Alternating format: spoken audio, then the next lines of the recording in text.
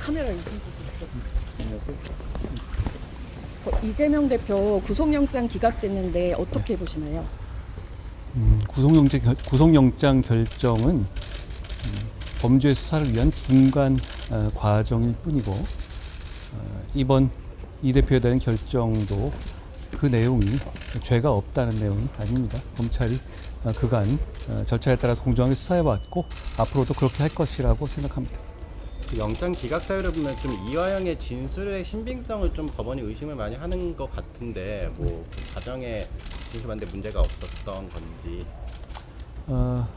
법무부 장관이 영장 판사의 세부 판단 내역에 대해서 평가하는 것은 적절치는 않은 것 같고요.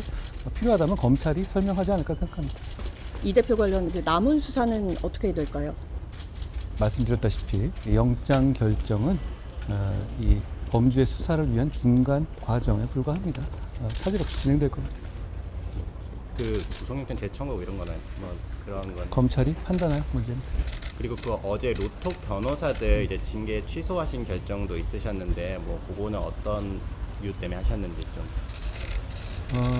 민간위원 다수가 포함되어 있는 법무부의 변호사 징계위원회에서 결정한 것이고 제가 규정상 그걸 수용하게 되어 있고 그래서 거기에 따라서 제가 수용한 것이고요.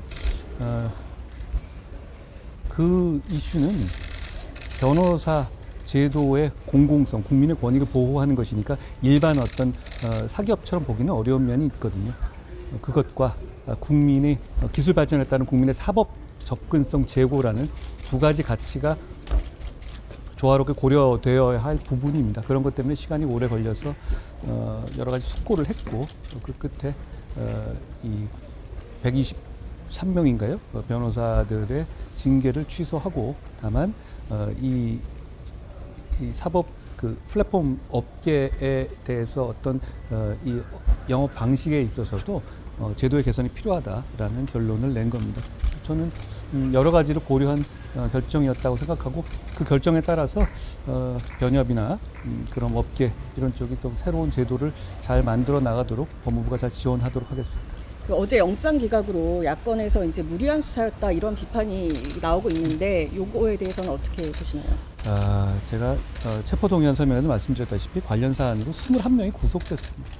무리한 수사라는 말을 동의하실 만한 국민들이 얼마나 계실지 모르겠습니다.